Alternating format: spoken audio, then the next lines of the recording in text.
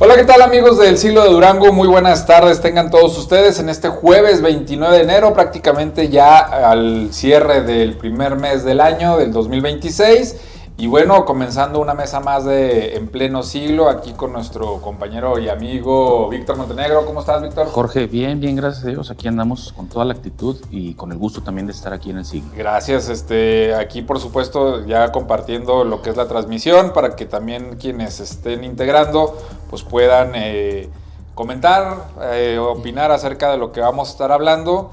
Y yo creo que ayer que estábamos haciendo el tema, bueno, los temas que íbamos a tratar, yo creo que el primer tema que abarca mucho tendría que ser obligadamente lo del tema económico, porque hay varias cosas que tratar en este tema económico. Primero, en el Siglo de Durango, hace 2 días publicamos el tema del desempleo y la informalidad. Cifras que ya hemos venido anunciando que son indicadores de lo que está viviendo la actualidad, el Estado, la capital. El tema de la informalidad, cada mes le vamos subiendo, ya anda en el rango del 54%, ¿eh? Sí. 54% cuando la media nacional es 54.3, creo. Y este es un tema que evidentemente cuando tú caminas en la calle te das cuenta, ¿no? Incluso me llamó mucho la atención ver en varios portales de información y de este tipo de que manejan diversos tipos de contenido, cómo estaban tomando fotografías de varios locales, de varios negocios en el centro. Que están cerrando, y es cierto, o sea, yo casi no paso por el centro, la verdad, no queda para mi casa, no son mis rumbos, cuando vengo al siglo lo hago por acá por Analco, pero sí me llamó la atención ver el otro día, pues, no, y varios locales que generalmente, pues, eran tiendas que quieras o no, pues te generan empleos, ¿no? Claro. Generan circulante y ver de eso cómo está la situación en la principal calle de la ciudad. Es correcto. Pues es un indicativo de cómo está la economía en Durango, ¿no? Sí, es muy triste ver cómo estos negocios pues, han venido cerrando sus puertas ante la complicada situación en cuanto al tema económico, mientras pues las autoridades del estado, del municipio y los municipios en general, pues vienen manejando este discurso de que todo está bien, ¿no? Que las cosas están prosperando en Durango, que vienen inversiones extranjeras y que se instalan empresas y hay oportunidad para que las personas que están perdiendo pues esta posibilidad de tener su propio negocio, pues de alguna forma encuentren espacios laborales en estas nuevas empresas que supuestamente vienen a instalarse a Durango. Es muy triste ver tanta fotografía y no es de este mes, ¿eh? No, hay que hay que decirlo, hay que señalarlo, que ha venido documentándose desde quizás hace 2 años, quizás al principio en menor proporción, menor cantidad de negocios que estaban cerrando sus puertas, pero sí, conforme iban avanzando los meses, el año antepasado, el pasado, y sí es muy preocupante que cada vez son más y más. Y sobre todo negocios, Jorge, con gran tradición. Por ejemplo, vi una fotografía de un establecimiento muy tradicional de venta de vinos y licores en el centro, el Tecolote, sí, muy famoso, sí. Muchísimos años, se habla de 100 o quizás más de 100 años operando como negociación en este rubro, y que pues al final de cuentas, y a pesar de haber subsistido por bastante tiempo y sobrellevado muchas crisis económicas, pues finalmente le llegó su hora en este sexenio, en este año 2026, y cerró sus puertas. Hay que ver cuál es el proyecto B, el plan B del gobierno, porque definitivamente esta narrativa de que nos está yendo bien, pues está muy desgastada. Digo, la evidencia lo exhibe así, ¿no? Creo yo. Sí, acá en Master parece ser que nos estamos mostrando ahí una imagen, se ve el recuadro muy chico, a ver si anda. Ahí está. Yo creo que sí, digo, es un tema que preocupa porque han salido dirigentes de, por ejemplo, los restauranteros habían confirmado que el año pasado habían sido cerca de 20 los establecimientos que habían cerrado. Se supone que en diciembre ellos esperaban un repunte en el tema de las ventas. Dijeron que al final no fue mucho, pero pues que obviamente ayudó. Es cuando de alguna forma cumplieron con un poquito más de ingresos para poder pagar los compromisos. Pues cuando menos para salir tablas, ¿no? Exacto. Y enero, sabemos que tradicionalmente la famosa cuesta de enero es un tema que pues le pega a todos, más al sector comercial, pero Si a eso le sumas el tema del famoso predial que también ayer me decía un comerciante, o sea, de por sí que la situación no está bien, que están cerrando muchos locales y aparte los que no son dueños, pues a lo mejor no se dan cuenta, pero los que tenemos propiedades en el centro, pues al saber cuánto se va a pagar ahora, pues de plano ya no te da como negocio. Claro. Entonces, por eso volvemos a hablar de que el tema de la informalidad es un reflejo de esta situación. 54% de quienes sí están trabajando lo están haciendo ya bajo el formato de la informalidad. Sí. ¿Y esto en qué repercute? Pues en que hay menos pago de impuestos, el gobierno, el municipal y el estatal dejan de recibir esos recursos que son en beneficio de los ciudadanos y pues también de alguna forma quienes hacen esa transición a la informalidad dicen es que no hay de otra, o sea, los impuestos me están comiendo, las ventas no me están dando, necesito subsistir. Entonces es un círculo vicioso en el que también es cierto, esta realidad está en todo el país, o sea, en el país el 54.3% trabaja en la informalidad. Cuando hace algunos años, décadas si quieres, la pirámide era al revés, o sea, la pirámide de los que trabajaban en el empleo formal mantenían a esa informalidad, ahora es al revés. Así es, y bueno, no se trata nada más de personas que a lo mejor se dedican a emprender pues un negocio en solitario, ¿no? Obviamente, pues vendiendo, como tú dices, en el esquema informal y dejando de pagar impuestos, pero también hay quienes de alguna forma todavía están contratando o no contratando, porque el término de contrato pues es legal, ¿no? Sí. Más bien, pues manteniendo o sosteniendo a trabajadores por su cuenta y que pues no les pueden ofrecer la seguridad social, ese es otro tema, o sea, mucha gente también trabajando en esta informalidad y sin esta prestación, pues también limita mucho tanto la capacidad del propio trabajador por estar pues con la preocupación, o qué va a pasar si me enfermo, o sea, puedo continuar trabajando, pero ¿qué pasa si tengo un accidente laboral? ¿Qué ocurre si me enfermo? No tengo los recursos suficientes como para ir a un consultorio privado y atenderme, no solo a él, sino a su familia, a sus hijos. Entonces, es toda una cadena que lamentablemente se va llenando de eslabones y en Durango ya es muy, muy evidente. Hablando de las cámaras y las organizaciones empresariales, pues no nada más está la Canirac, por ejemplo, de los restauranteros, sino la Cámara de los Comerciantes en Pequeño, la Canacope. Que también dijo que fueron 20. Exactamente, pero ellos han venido insistiendo mes con mes en que la situación está muy complicada y ellos palpan el sentir de la gente. ¿Por qué? Porque están de manera directa. Normalmente ellos son quienes atienden sus negocios, están muy al pendiente, muy de cerca ahí en la línea frontal y se dan cuenta precisamente de toda esta problemática que la gente pasa, llega y pregunta, pero no compra porque no hay dinero, no hay liquidez. Y mira, fíjate, la nota de Saúl Maldonado que se publicó en el Siglo decía, Durango cerró diciembre con una tasa de desocupación laboral de 2.2%. Esto significa 19.697 personas que se quedaron sin trabajo en diciembre.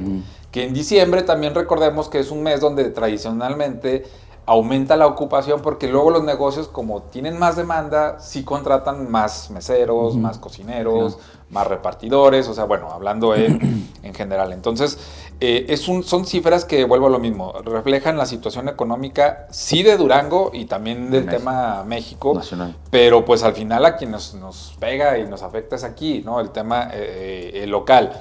La informalidad en Durango ya superó el 54%, acercándose al promedio nacional que es de 54.6%. Cantidades que pues son de llamar la atención y de hecho hoy el Siglo de Durango, la portada que va a salir mañana, ya puedo adelantarle que la economía de Durango cayó 2% en el último trimestre del 2025. Que si lo comparamos con el último trimestre del 2024, la caída se agudiza hasta un 3.8%. O sea, es un tema donde también los sectores de la transformación, de la agricultura, son sectores que les está pegando también el tema económico y pues los números siguen siendo negativos. O sea, por mucho que escuchemos esos discursos de más inversiones, de más proyectos, de que ahora sí, porque también ayer escuchaba, o bueno, vi en los nuevos panfletos digitales, ahora sí ya viene la armadora. Una armadora que desde el 2016 se Sí, viene en la primera prometiendo. campaña, cuando perdió la gubernatura. Sí. 2016, o sea, 10 años después seguimos hablando de una armadora que ya viene, ¿eh? Ya, ahora sí. Ahora sí. Acuérdate que en el 2016 ya estaba segura. Sí, ya sí, nada sí. más era cuestión de que ganara, pero que para se que se instalara, sí. 10 años después seguimos con el tema de ya está aquí, próximo.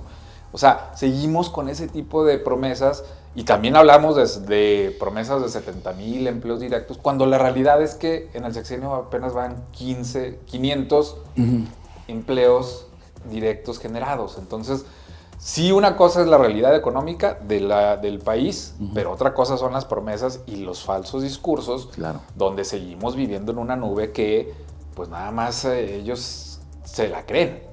Sí, no, y tú recordarás también, nada más que no tengo preciso el momento, pero habrá sido finales de octubre, inicios de noviembre, mediados.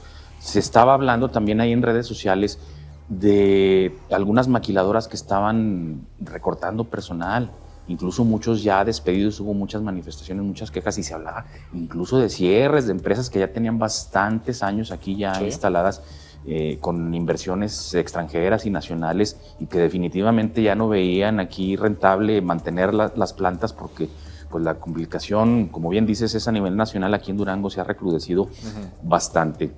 Pero también por la parte oficial el gobierno del estado no ha querido admitir esta crisis de la que tiene también mucha responsabilidad, porque en el caso, y hablando otra vez de los sectores económicos, las organizaciones de profesionistas, de comerciantes, de empresarios, en el sentido de los constructores, pues se quejan de que no hay obra pública. Digo, al final pues intentan suavizar el discurso y lo orientan también a que la federación no está aportando, sí, pero tampoco el Estado. No. No hay obra pública.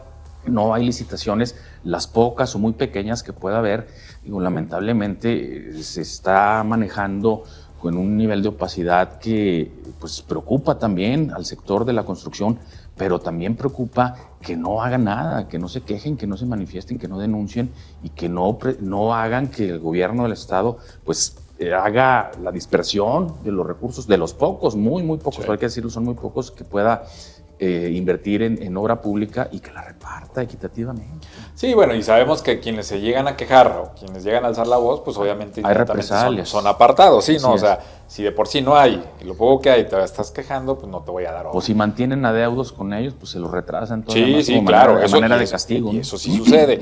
Aquí el tema es, vamos a estar pendientes del tema económico, por supuesto, pero ayer en este evento donde se presenta el plan de obra para, pues, de alguna forma salir a justificar el porqué del aumento del predial, donde están el alcalde, el gobernador, hubo detalles importantes que también debemos de comentar. El primero, y esto también ya tiene que ver con un tema nacional, ¿no? Sí, claro.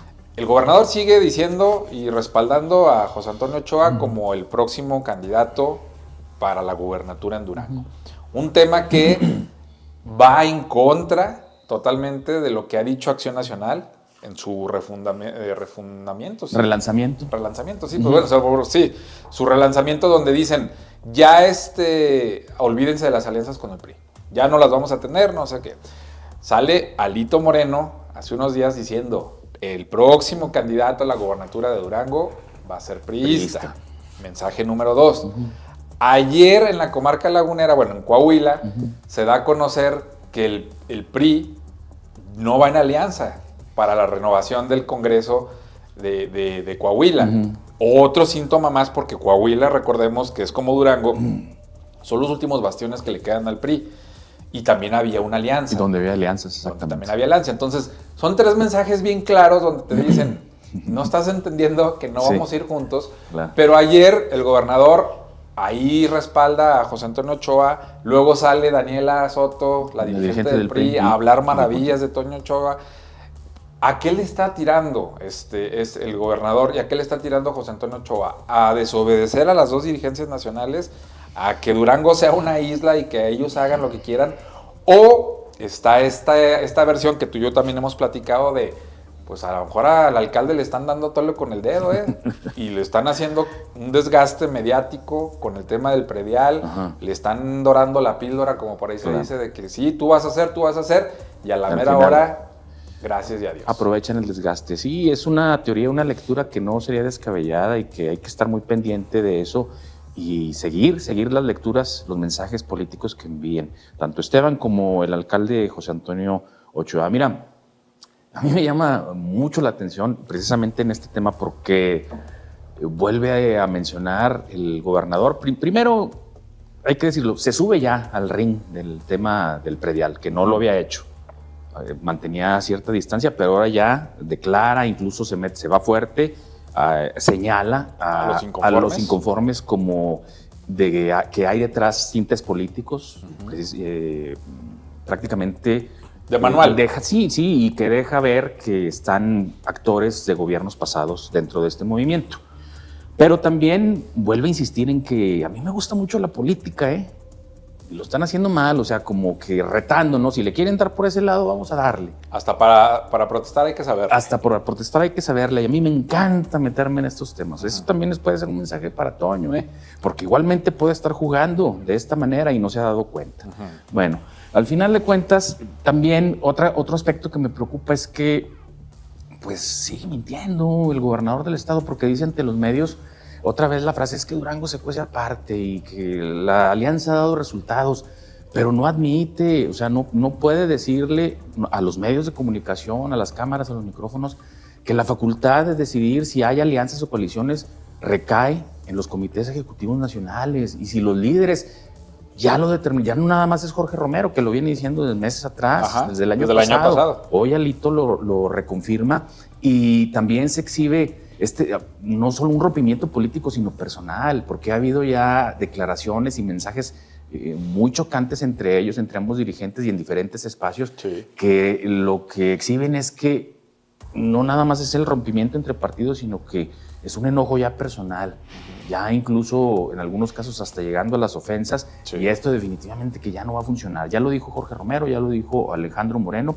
no vamos en alianzas ni con el PAN, ni con ningún otro partido, ni con MC, porque dijo Alito ahí también que ya había negociaciones con Movimiento Ciudadano. Pero aparte de que ya lo dijeron, o sea, ya ayer se vio reflejado en el tema de hechos, o sea, vuelvo a lo mismo, en Coahuila ya la alianza no es segura, ya van a buscar el Congreso por cada quien por su lado. Esto te habla ya de un rompimiento. Y aparte yo abono a lo que tú mencionas. El gobernador sigue mintiendo, no solamente en eso, al decir que Durango se cuece aparte y que la alianza ha dado resultados. ¿De cuáles resultados estamos hablando? Porque estamos hablando de temas económicos, no hay. En tema de generación de empleos, no hay. En tema de seguridad, volvemos a lo mismo. Se manejan por el tema de los homicidios dolosos, pero ya vimos que la mitad de los duranguenses se siente inseguro, que es más de lo cuando él inició el sexenio. Entonces, ¿a qué resultados se refiere? Porque háblame de algo que realmente digamos, es que Durango sí está destacando en esto. No. No, pues en inseguridad. Por eso digo, no hay. O sea, entonces la alianza ha dado resultados ¿en qué? Esa es la pregunta. En pura nota mala, ¿no? Que trasciende a nivel nacional. ¿Pero en qué? O sea, sí, no hay algo con lo que puedas decir, es que estamos haciendo bien las cosas. ¿En qué? ¿En salud? No, vemos menos. Lo tratamos en el programa anterior. En generación de empleo, ya hubo despidos en el municipio, en el gobierno, en salud, en maquilas, en toda la iniciativa privada, por supuesto. Entonces, ¿resultados de cuáles me estás hablando? Sí, y miente y utiliza esas mentiras para decir que la coalición en Durango, la alianza, es fuerte y que sirve como ejemplo nacional, ¿no? Como para que se construya la alianza en todo el país, basándose en lo que está ocurriendo aquí en Durango, donde dice él también, me dio mucha curiosidad cuál sería el mensaje, porque verdaderamente no sé por dónde le quiso dar, pero dice, es que aquí no es una mezcla, no es una mezcla, es una suma, algo así. Pero ¿a qué costo? No, porque hay que decirlo, el gobernador como jefe político de esta alianza no ha permitido, no le ha dado tanto margen al PAN como para que tenga esa participación y se sienta conforme y a gusto. Hay un sometimiento total, incluso al interior del propio partido, y un manejo total por parte del gobernador Esteban, y que lo han señalado muchísimos actores, grupos de panistas que están inconforme con esta alianza, y que incluso en algunos municipios como en Lerdo no querían que la candidata fuera alianza, sino que más bien el PAN fuera en solitario con una candidata única. Sí. Y en la capital también distintas corrientes del panismo están en total desconformidad porque no admiten que sea el mandatario estatal un priista quien esté tomando decisiones importantes al interior del partido. Oye, pero a ver, protestas de panistas, de expanistas, de los de antes. Porque también se han ido bastante. Claro, sí. Porque ahorita que estamos viendo estas fotos de Alito y del gobernador, ayer vi fotos de los regidores del PAN, así, a esta misma, nada más les falta ponerse la chamarra roja. Claro. O sea, el sometimiento del PAN en la capital es muy distinto, porque aquí trabajan como una sucursal. Claro. O sea, aquí yo no veo nada diferente del PAN que del PRI. Como las secciones del PRI, claro, como el movimiento mismo, territorial, como mismo. La Fundación Colosio, pero del Tienes razón, en La Laguna los panistas han sido un poquito más críticos, más renuentes, sí. Pero vuelvo a lo mismo. Si podemos hablar de resultados de una alianza electoral, podemos hablar de Coahuila, donde ya vimos incluso las cifras también, no solamente de económicas, sino también de seguridad. Allá mejoró muchísimo la percepción de seguridad, muchísimo. Fue de las ciudades, tanto Torreón como la zona de La Laguna de Coahuila, que mejor tuvieron Matamoros, mejoramiento en el tema de la percepción. Allá sí pueden hablar de resultados y aún así la alianza ya no se concretó para renovar el Congreso. Aquí en Durango, ¿a qué le están apostando? A que seamos la isla de decir, no, es que aquí lo vamos a hacer porque lo vamos a hacer, o, y vuelvo a lo mismo, o José Antonio Ochoa no se ha dado cuenta de todos los mensajes de que pues no va a ser por ahí. Uh-huh. Tú alguna vez creo que también lo comentaste, o solo que José Antonio Ochoa deje el PAN. Deje el PAN y se vaya al PRI. Y se vaya al PRI para ser el candidato. Podría ser. Digo, no sé los tiempos, no sé las condiciones que necesite, pero pues, ahorita, al día de hoy, puede ser la única salida que vemos. Mira, vimos una alianza PRI-PAN, o sea, ¿qué más se puede esperar? Que un panista que haya tenido alcances como Toño Ochoa se vaya, deje finalmente el partido y por conveniencia política se integre a las filas del Revolucionario Institucional, pues no sería tampoco descabellado. Son muchas las lecturas. Lo que sí es importante destacar es que estos mensajes, el de Jorge Romero y recientemente el de Alejandro Moreno, traen repercusiones y que son muy específicas aquí en Durango, porque precisamente se viene manejando y se insiste en que la alianza tiene que respetarse aquí en Durango. No sé bajo qué argumentos o cómo le podrían hacer ellos, además de estar tratando de imponer esta narrativa mediante los medios de comunicación de que Durango tiene que ir en coalición o alianza, cuando la realidad es que no, ya les dijeron que no, pero ellos insisten. Entonces, el único camino que yo veo para que sea Toño, por medio del respaldo del PRI, pues es que se vayan al partido. ¿Y tú crees que lo va a permitir? Porque ahí ya, una cosa es la alianza donde, bueno, hay negociaciones, ¿no? Tantos espacios para el PRI, tantos espacios para el PAN. Sí, el gobernador lo mencionó ahí también precisamente, que dependiendo de la cantidad de votos y del trabajo, el territorio que se ha hecho por parte de cada partido, en ese sentido es que se estaban repartiendo los espacios ya en el gobierno de coalición, pero la verdad es que no es cierto. No, pero a ver, ¿tú crees que alguien, a lo mejor ayer Daniela Soto sale a decir que sí, que está de acuerdo y que es un buen perfil, pero si Toño se llegara a ser priista, ¿tú crees que ella dejaría que le puedan quitar esa posibilidad? Fíjate que qué bueno que mencionas a la dirigente del PRI. Yo respeto mucho a las mujeres y más a las que se dedican a estar en política.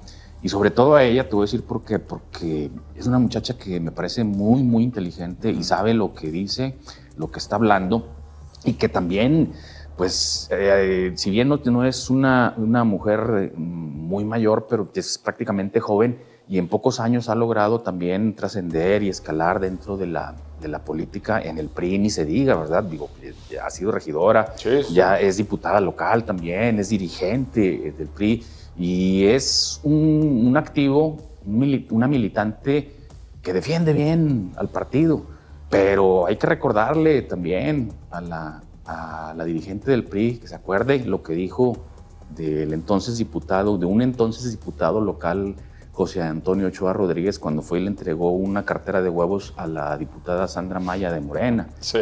Ahí se quejó amargamente Daniela Soto y dijo que la ciudadanía tendría que estar pendiente de este tipo de políticos, de este tipo de perfiles y que si votarían por ellos, si los ven en una próxima boleta. O sea, se le olvida ese discurso. No, a ver, a los políticos se les olvida todo y eso es en general. Pero ahorita se los vamos a recordar. No, pero yo coincido contigo en el tema de, por ejemplo, de Daniela Soto, estamos hablando de una Ali Gamboa, estamos hablando de una Sogey Torres, que han hecho trabajo interesante en el partido con las mujeres. Ellas también sienten el derecho de ser candidatas. También. Porque también dicen, nosotros tenemos el capital político para intentarlo. No, y se mueven. Ali, acuérdate también en las pasadas precampañas empezó ahí incluso tratando de dejar ver que a lo mejor podría irse por Morena, ¿no? Y que el hecho de que José Antonio Ochoa pudiera dejar el PAN para formar parte de las filas del PRI, para ser el candidato, pues obviamente eso ya no creo que les guste mucho a los priistas. Ahora, tienes razón en lo que mencionas, a los políticos se les olvida mucho porque haciendo memoria de lo que dicen, en aquella campaña donde precisamente Esteban anunciaba y prometía que ya estaba la armadora nada más lista para firmar cuando él fuera el gobernador, sí. Pierde la elección con José Rosa Saizpuro, hablando pestes de él y del PAN, ¿eh? Claro. O sea, toda la campaña Esteban se la pasó atacando a a Pepe Saizpuro y al Partido Acción Nacional. Exacto. Después, años después, llegan en coalición. Y ayer en el evento, cuando le preguntan y cuando dice el tema del predial y esto, también se les olvida, porque hace una crítica al gobernador diciendo, fueron los peores 6 años de gobierno de la administración. Sí. ¿Bajo qué siglas llegaron tanto José Ramón Enríquez y Jorge Salú? Con el PAN. Con el PAN. Movimiento Ciudadano. Entonces, al decir que fueron los peores 6 años... PRD. Estás hablando de que también al aliado que hoy tienes, a quien fuiste a darle el respaldo, a quien mencionas que debes de seguir en la alianza, fue el que entregó esos resultados. Claro. Entonces, ¿con qué cara salen a decirnos que fueron los peores 6 años cuando lo estás promoviendo para que sea el próximo gobernador? Claro, y Dani Soto no solamente con José Antonio Ochoa, también fue muy dura durante los gobiernos municipales de José Ramón Enríquez, durante el gobierno municipal de Jorge Salú, ni se diga. Entonces era un señalamiento, un cuestionamiento muy, muy constante, muy permanente, ya casi sistemático para estar golpeteando al Partido Acción Nacional y haciéndole ver muchísimas cosas de que desde su óptica partidista estaban considerando como erróneas, ¿no? Como equivocadas. Entonces sí, te brinca de repente que ahora estén diciendo que no, es que Toño Ochoa, un activo panista, un militante también ya de trayectoria, que pues es el perfil también ideal, ¿no? Para ser el candidato. Pero fíjate que también, o sea, están manejando el doble discurso, porque también inmediatamente dicen, no, pero el PRI tiene todo para ir en solitario. Tenemos bastantes personas y se refiere también incluso a algunas mujeres, y no dudes que tampoco ella se esté descartando. Por eso digo. Quizá está manejándose de manera prudente, claro, pero también ella es política y tiene también derecho. Y claro que si hablaras, digo, no lo hemos hecho, pero si hablaras con ellos en lo privado, en un café, te puedo asegurar que van a decir, preferimos ir solos, claro, porque abres oportunidades para ellos, ¿no? O sea, digo, a su gente, a los que han hecho trabajo en el partido, los priistas, claro que quieren ir solos. A lo mejor no lo pueden expresar abiertamente porque también dicen, bueno, es un aliado político, el municipio es una sucursal del gobierno del estado actualmente, donde estamos acomodando perfiles de ambos partidos, pero pues volvemos a lo mismo. Ya en Coahuila ya está reflejado el rompimiento de esta alianza para las elecciones de este año. Entonces, ¿qué les hace pensar que en Durango se va a respetar ese tema, cuando ya los dos dirigentes pues, ya quedaron muy claros en que no? Yo creo que, y desde un punto de vista ya más analítico, quizás estén intentando más que nada cuidar la imagen de la unión o la coalición gubernamental, porque definitivamente en lo electoral ya no van, y el reconocerlo a estas alturas quizás pueda ser muy prematuro, y ellos a lo mejor estén contemplando que les puede afectar o mermar en cuanto a la imagen de esta alianza que por el momento pues mantienen todavía.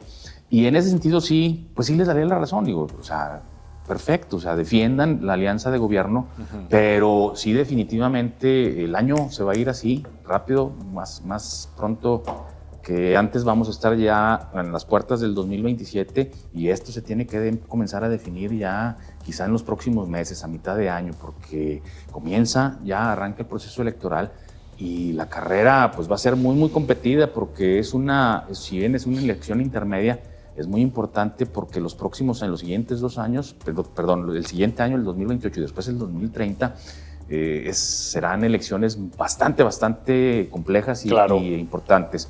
Porque primero la del 2028, porque pues, es la renovación de la gubernatura y ahí se va a ver si efectivamente el gobierno de Esteban Villegas dejó los resultados, porque ahorita como mantienen el poder, pues tienen el control también informativo y mediático, la narrativa, y ahorita todo es color de rosa para ellos. Pero la realidad va a venir cuando ya se acerque el final de este sexenio, y ahí, el día de las elecciones en 2028, vamos a ver quién tenía la razón, ¿no? Quizás nos tardamos mucho, los medios, los críticos, pero también los mismos priistas ya tienen dudas, porque acuérdate que ahora que fue este evento de los priistas, el gobernador tuvo que salir varias veces a dejarles en claro de que yo soy priista, no se les olvide. O sea, sí dije que era claudista, pero es por llevarme bien. Yo soy priista y me voy a morir priista. Claro.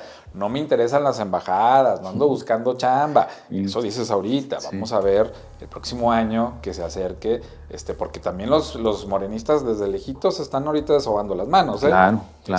Todo lo que están haciendo los gobiernos ahorita está cayéndoles de perlas sin siquiera levantar una palabra. Y en Durango sobándose las manos y también estirándola, ¿eh? Claro, hay que decirlo que aquí la oposición pues no es una línea política comprometida, no existe. Oye, y de hecho me están preguntando qué opinamos de la salida de Bonifacio, que si fue a raíz del tema del predial. Obviamente hoy se anunció, estábamos viendo ahorita que se anunció en la sesión de Cabildo que Toño Mier asume la secretaría. Asume la Secretaría General de Gobierno, y a Bonifacio parece ser que le dan una salida, dicen que a una dependencia, todavía no queda claro cuál, pero pues puede ser que sí haya sido motivo a pesar de que el gobernador dijo que esa manifestación le había aburrido. En política no hay coincidencias, todo tiene repercusiones y reacciones. Pero ya ves que ayer dijo, no, estuvo aburrida, ya quisiera yo de esas manifestaciones. Bueno, pues parece ser que sí tuvo repercusiones, porque al final sí, Bonifacio fue uno de los más señalados por este tema, por lo mismo que mencionamos. ¿Quién opera en el ayuntamiento? ¿Quién opera políticamente estos temas? Se supone que él, y parece ser que no lo hizo. Entonces, vamos a ver ahí esos movimientos que apenas se dieron hoy en la mañana, falta confirmarlos, pero pues es parte de lo que estamos mencionando. Ya se nos fueron 40 minutos con este tema. Vamos al último que teníamos programado, y fue, también hablando de política, ya se dio el dictamen, porque justo el martes preguntábamos, ¿y qué ha pasado con lo del tren? Del descarrilamiento del tren interoceánico, pues ahora le toca a Morena, ¿verdad? Y al gobierno federal, porque luego dicen que somos guindas.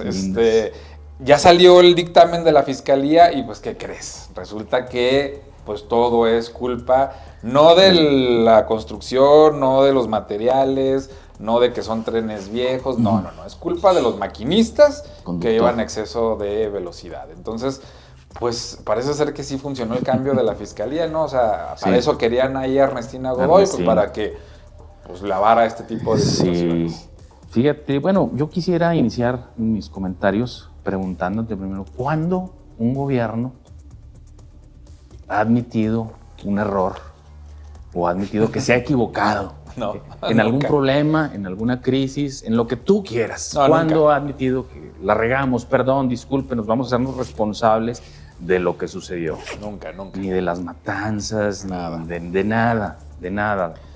Bueno. Siempre buscan alguna justificación. Es correcto.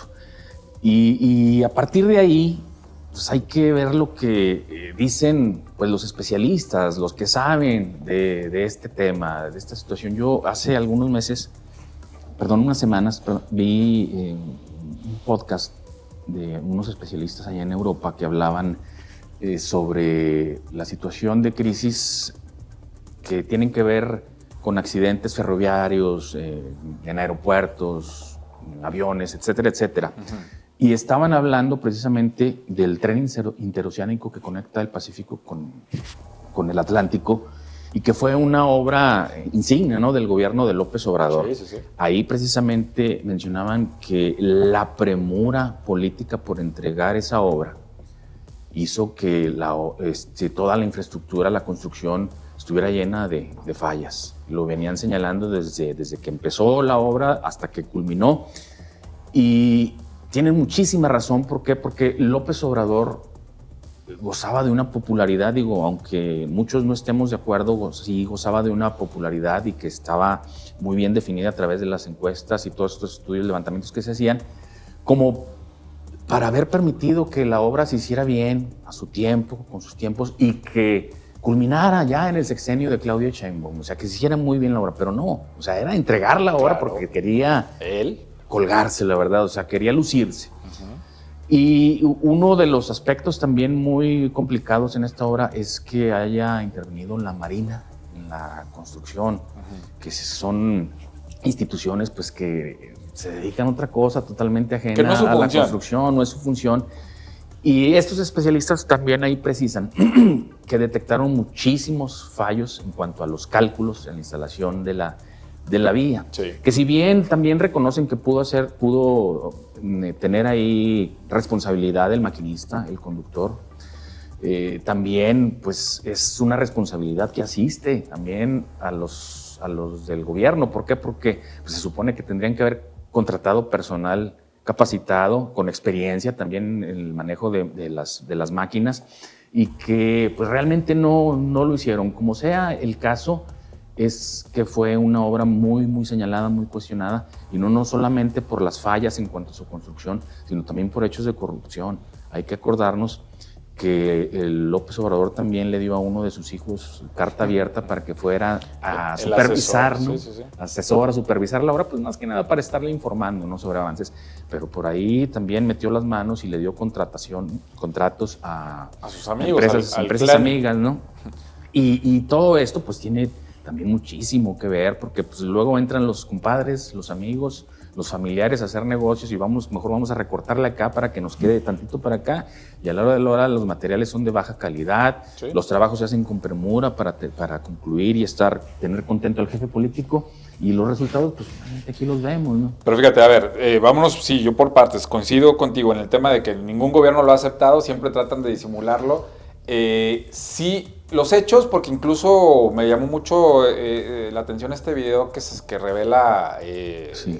Latinus, donde ellos tuvieron acceso al expediente ya de la fiscalía, la investigación que hicieron acerca de este accidente, donde ellos reconocen, según las declaraciones de los implicados, es que son trenes antiguos. Sí. O sea, que efectivamente no cuentan con un velocímetro dentro con tecnología moderna. Exacto. No está bien señalado, no cuentan con extintores, los radios que tienen no son compatibles. El conductor que está detenido y que está siendo ya responsabilizado no tenía su licencia vigente. O sea, cuestiones que mencionas, ¿y cómo pasó? Tú bien lo dices, las auditorías que ha habido a lo largo de los años revelan este tipo de fallas, ¿no? La Auditoría Superior de la Federación, hay como 5 documentos ahí donde marcan punto por punto de muchas deficiencias. Decías, por la premura se utilizó la infraestructura anterior, incluso vemos en algunas fotografías los durmientes de madera cuando hay otros que son nuevos, que no están diseñados. Ahí se ven en esa foto los durmientes nuevos, sí. Pero en la otra fotografía se ven los durmientes de madera, sí. Que utilizaron para unos trenes que no estaban diseñados para esas vías. O sea, son un cúmulo de errores donde aquí tendría que haber varios implicados, desde quienes construyeron, desde quienes asesoraron, desde quienes vigilaron. Sí puede ser que, como tú mencionas, también de los operadores que no estaban capacitados, pero no puede ser que al final de la investigación digas, sí, son 3 los responsables, los 3 que iban en la cabina, uh-huh. Y fue por exceso de velocidad. Entonces, ya, carpetazo y se acabó el tema. Vámonos un poquito más atrás. ¿Qué pasó con la caída de la línea 12? Del metro en la Ciudad de México. También se lavaron las manos, sí, lo mismo. Sí. O sea, desgraciadamente es un modus operandi donde también ya vemos no solamente el no reconocer, sino el también ya salir a mentirle directamente a los mexicanos, de decir, fue por exceso de velocidad. Claro. Cuando todos sabemos que no fue, pudo haber sido una de las causas, sí, uh-huh. Pero no es el principal motivo. Exacto. Sí, es un deslinde muy descarado para, pues, principalmente, y lo hemos dicho aquí también, lo que les interesa, les preocupa más es limpiarle la cara al gobierno, ¿no? A los y sobre todo a López gobiernos, Obrador, sí. Porque generalmente cuando pasan este tipo de cuestiones, pasó en el metro, la presión era tanta en la Ciudad de México, la capital del país, que dijeron, vamos a esperar a un peritaje internacional. Y el peritaje internacional se tardó varios meses y al final dijo, pues sí había fallas y deficiencias, ¿no? Aquí nunca se anunció un peritaje internacional, ¿eh? ¿Por qué? Porque saben que hay muchas cosas viciadas de origen. Claro. Hoy la presidenta, bueno, en la mañanera dijo, los maquinistas tenían experiencia, pero no tenían, pero resulta que no tenían su licencia vigente. Y estamos esperando una certificación internacional para volver a operar el tren. No estamos hablando de un peritaje internacional, porque eso ya dijo la fiscalía que no fue culpa de ellos. Es un peritaje para que vuelva a funcionar. ¿Qué esto qué te va a decir? Pues te la van a volver a decir lo mismo. No, claro. En estas condiciones no puede operar un tren. Exacto. Vas a tener que reconstruir, que adaptar cuestiones para que no vuelva a ocurrir un accidente. Lo que van a hacer es que van a solicitar pues otra intervención, ¿no? Quizás otra empresa, otra compañía más afine con la que sí puedan contar y que finalmente les dé el fallo para que puedan reutilizar toda la infraestructura. Y entonces va a tardar meses otra vez en que vuelva a funcionar. Exacto. Dicen, no, va a volver a operar ahorita, por lo pronto como carga, de pasajeros no. Entonces... Sí, pero sí lo verdaderamente preocupante es que pues sigan los gobiernos sin admitir, y más delicado en este tipo de percances, de accidentes, porque hubo muertos, ¿verdad? Igual que en el accidente de la línea del metro en la Ciudad de México, y que yo quisiera saber el sentir de la gente que perdió un familiar, ¿no? En esos accidentes, y escuchar a la autoridad, quien tendría que estarles respondiendo y hacer justicia realmente por la muerte, la pérdida de sus familiares, pues estar escuchando este tipo de declaraciones que finalmente lo que pretenden, además de limpiarle la cara a la institución, al gobierno, pues le dan carpetazo, cierran el caso, le apuestan a que la memoria colectiva siga transcurriendo, a que ocurra un hecho más trascendental, que llame más la atención y la gente se olvide. Así es. Pues sí, bueno, vamos a estar atentos. Oye, lo de... mensajes. José Ángel Vázquez dice, con los comentarios del tren no estoy de acuerdo. Prueba, señores, me extraña sobre su crítica. Ahí está la carpeta de investigación. Pues precisamente estamos mencionando que la carpeta de investigación que ya filtraron. Los 5 documentos de la Auditoría Superior de la Federación. Sí, o sea, son documentos oficiales. Son documentos públicos, don José Ángel. Exacto, pero bueno, gracias por su comentario. Nos preguntan qué pasó, qué opinamos sobre la muerte del cantante. Efectivamente, lamentablemente, anoche se dio a conocer la muerte de este cantante que fue baleado afuera de un establecimiento aquí en el Boulevard Guadiana. Pues sí es triste porque habíamos hablado de este hecho cuando ocurrió, que donde está involucrado, no se nos olvide, un exfuncionario de la Secretaría de Seguridad Pública. Pues funcionario separado, ¿no? Momentáneamente, mientras sigue separado, esa fue la palabra. Mientras sigue la investigación, y a quien, como lo mencionamos también en programas anteriores, pues de alguna forma tratando de zafarlo, ¿no? De la bronca, incluso diciendo que hasta fue golpeado por el hoy difunto cantante Oscar, de nombre Oscar, que no recuerdo el apellido. Déjame ver, muy Alvarado, creo era. Oscar Alvarado, sí, muy conocido, muy popular en el ambiente musical aquí regional, en el estado. Digo, no me sé yo el nombre porque mis gustos musicales son otros, ¿verdad? Pero no, creo que es el chino del rancho. Algo así, ¿verdad? Es el apodo. Pero sí, muy triste porque hay muchísima gente. Hoy lo confirmó ayer, hace algunas horas, mediodía, por allá en la tarde-noche, lo confirmó un hermano de él a través de redes sociales. Que ahí fue donde nos enteramos. Exactamente. Y pues lamentablemente vamos a ver ahora qué tiene que decir la autoridad, porque ya es una muerte. Claro, ahí ya cambia el tema, ¿no? O sea, al final la investigación estaba por agresiones. Acuérdate que el pleito inició por golpes. El cantante, según dicen los testigos y según dice la misma autoridad, golpea al exfuncionario, al funcionario, y es cuando otra persona toma el arma y dispara contra él. O sea, sí, incluso Oscar Galván en sus declaraciones dijo, no fue el funcionario quien agredió porque él estaba inconsciente, acaba de ser golpeado, entonces no pudo haber sido él, pero era alguien que acompañaba al funcionario. Así es. Entonces, no se sabe si era un guardaespaldas, no se sabe si era un policía. Bueno, ¿y dónde está ese alguien? ¿Dónde está? Exactamente, la investigación sigue en curso, pero ya cambia porque pues, si eran lesiones, pues ahora ya estamos hablando de homicidio. Y esto pues obviamente le abona, este tipo de situaciones son las que le abonan al tema de la percepción de seguridad, que también les molesta mucho a las autoridades que hablemos de ella, pero ahí están.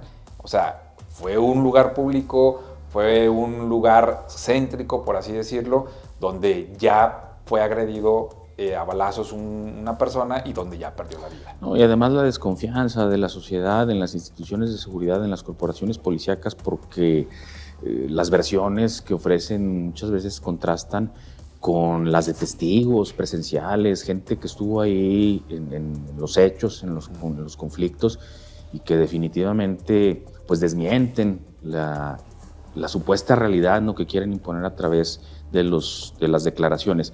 Sí, pues qué triste, qué lamentable, dijo el gobernador que era su ahijado, ¿no? Por eso del tema de la música. De la cantada. Lo apadrinó por ahí en un concurso y mencionó, dijo que estaba bien, que iba evolucionando. De hecho, sí se refirió al tema, incluso él dijo que estaba al pendiente del caso, que no le faltaba nada, que se iba a abrir la investigación, pues vamos a ver qué sucede, porque hasta ahorita la Fiscalía del Estado no ha dado más detalles de este tema, que lo tuvo que haber tomado, ¿no? Para ver qué pasaba. Pero pues es una situación en la que pues lamentablemente no se esperaba este desenlace. Se hablaba de que se iba recuperando, había estado crítico y luego decían que estaba estable, pero pues bueno, ayer perdió la vida y se hizo oficial por parte de su familia. Así que otro caso más que la Fiscalía del Estado nos tiene que informar sobre qué fue lo que ocurrió y quiénes son los responsables. Ojalá. ¿Quiénes son los responsables del hecho? Pues vámonos a las conclusiones, Víctor. Ya nos quedan 7 minutitos para el tema que tú gustes. Sí, bueno, pues a mí me gustaría abordar ahora el asunto político y específicamente en el asunto de las alianzas. Definitivamente, estas declaraciones de Alito no solo reconfirmaron lo que ya había dicho Jorge Romero, el líder nacional del PAN, sino que vienen a dar pues un manotazo sobre el tablero, sobre el ajedrez, el escenario político aquí local, y que ciertamente será de preocupación para el alcalde José Antonio Ochoa, quien ha venido administrando esta crisis desde principios del año sobre el tema del predial y que pues también de alguna forma le mina, ¿no?, el camino hacia su posible candidatura al gobierno del Estado, específicamente en alianza con el revolucionario institucional. Habrá que ver y estar pendientes del seguimiento, cuáles serán las estrategias, cuáles serán las lecturas, si abrirá los ojos y se dará cuenta cuál es la realidad, porque también tiene que darse cuenta que si llegó a ser otra vez alcalde, primero que si fue alcalde y después ganó la reelección, no fue por ir en solitario con el PAN, fue por toda la infraestructura y todo el capital y la experiencia política que tiene el PRI, como sea, marrullero, todo lo que tú quieras, para hacer campañas, para hacer política en Durango. Pues sí, mira, les saludamos a parte del equipo del Slow Pitch de Los Intratables que está al pendiente del programa. Fíjate que yo sí me iría por el tema nada más, no tanto de la alianza, porque eso ya lo comentamos. Yo sí creo que es un error de comunicación, el tratar de denostar a quienes están inconformes con el tema del predial. Ese es un error que tarde o temprano trae consecuencias. Claro. Una cosa es que puedan decir que hay gente involucrada que está identificada con administraciones anteriores, haciendo referencia clara, obviamente, a Toño Bracho, diciendo que como participó en otra administración hay intereses de por medio. No estamos hablando de Toño Bracho, estamos hablando de por lo menos 25,000 personas que firmaron la petición de estar en contra de este cobro, de personas inconformes por el aumento al predial, y el hecho de salir a denostarlos diciendo que es que son resentidillos, dijeron por ahí esa palabra, son errores de comunicación bastante graves que la gente no se le olvida, porque yo en los comentarios en redes sociales vi a mucha gente diciendo, o sea, aparte de que me están cobrando de más, claro, ahora yo soy el que estoy mal, que estoy resentido, o sea, no, eso es un error muy burdo de comunicación que habrá que ver cómo más adelante a quien les tenga que cobrar facturas se los va a cobrar, pero sí me parece un error bastante serio. Y ahí está la lectura, en ese error de comunicación, mi querido Jorge, porque habrás de acordarte que fue precisamente el Bonifacio Herrera quien comenzó con esta denostación al decir que en la lista de firmantes de Change.org había personas que no eran de Durango, como sí, tratando de obvio, desgastar, ¿no? Obvio. Deslegitimar esa lista de firmas que ya, hay que decirlo, ya pasó los 30,000 y ya te diste cuenta. Fíjate, o sea, pero bueno, al final cada quien, y esas personas que ahorita están denostando a quienes están inconformes, casualmente son los que están buscando una candidatura para el próximo año. 2027. Entonces, pues ojo, porque al final a los que le estás diciendo resentidillos hoy son los que luego vas a tener. Son muchos, son muchos regidores y diputados que quieren ser. Y otros que no están, federales, no están ahorita en la palestra, pero que se quieren subir. Pero yo me refiero a estos regidores y diputados que tuvieron que ver con la aprobación del aumento del predial. Pues quieren pedir el voto en 2027. Ojo con ese tema de estar criticando a quienes están inconformes, porque pues al ciudadano no se le critica. Claro. Pero bueno, Víctor, como siempre, muchas gracias. Gracias por supuesto a ustedes que estuvieron atentos al programa de hoy. Y pues estén al pendiente de la información en el Siglo de Durango. Mañana ya... ya está lista, Pero ya mañana... nada más uno se no sé tu columna, Ajá. Pero mañana no hay clases, es el último viernes de Pensé que me ibas a reclamar la columna. Y el lunes es día festivo, o sea que viene un megapuente para los niños, así que, pues bueno, disfrútelo, aproveche y esté al pendiente de las plataformas de El Siglo de Durango. Muchas gracias.